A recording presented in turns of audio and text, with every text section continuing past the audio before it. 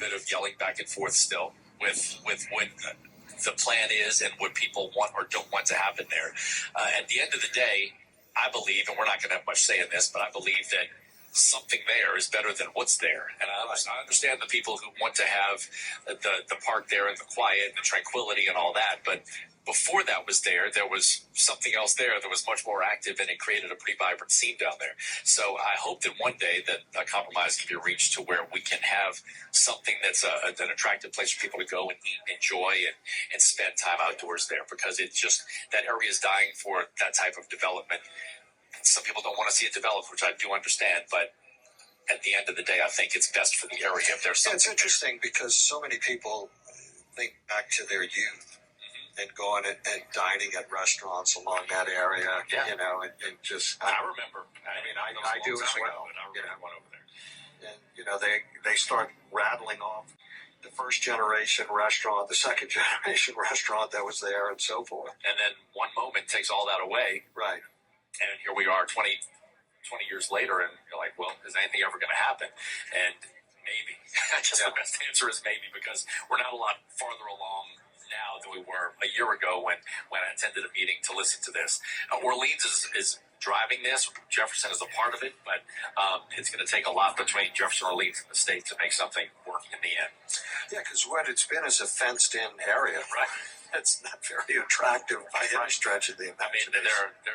It's overgrown. It's obviously abandoned. It's not a good look for anybody down there. But there are some people who like to keep it that way. And I do get the people who live down there, and they're used to the quiet for the past 20 years. They want it to stay quiet, but they know that's not how it's always been, too.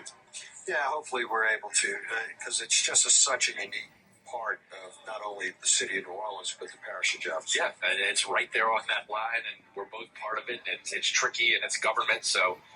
And, typically what happens is you get more restaurants to an area, the tide rises for everyone, right? So, it would help their side, it would help our side.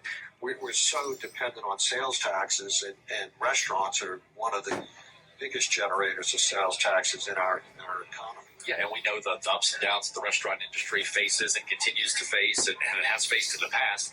So the more opportunities we can give restaurants, specifically seafood restaurants, to succeed in Jefferson or Orleans, the better for everybody, because there's plenty of seafood to go around, there's plenty of different tastes to go around, there's plenty of Grand Isle jewels to go around.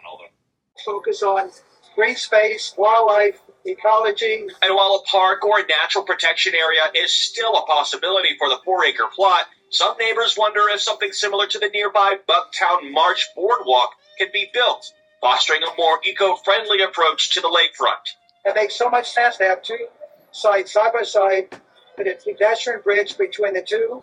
And organizers emphasize that they are a long ways away from finalizing any sort of plans for the property, and they want to hear more questions and concerns from the public at another community meeting tomorrow. It starts at 5 o'clock in the evening at the Edward Haynes Charter School. It hasn't been touched since Hurricane Katrina. WDSC reporter Jonah Gilmore is live in West End tonight. And Jonah, do we know what's being proposed for the area? Something a little different, like green space and places to walk along the water. I would prefer the environmental aspect of it, the calming effects of the lake, the waterfront. It's gated and locked, but now there are talks of transforming it into something people on both sides of the parish line could use. There will not be Airbnbs and there will not be residential development.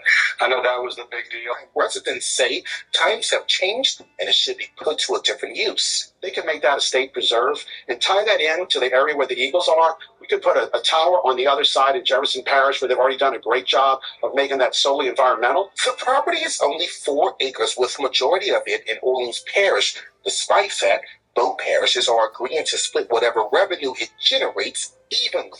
Nothing is set in stone to revitalize it, and while everyone wants to see something done, that something is still in the air. I'm one of the people who would like to see it maintained as a bird sanctuary, not laying fallow, but developed as recreation for our community. Reporting live in the West End tonight, Jonah Gilmore.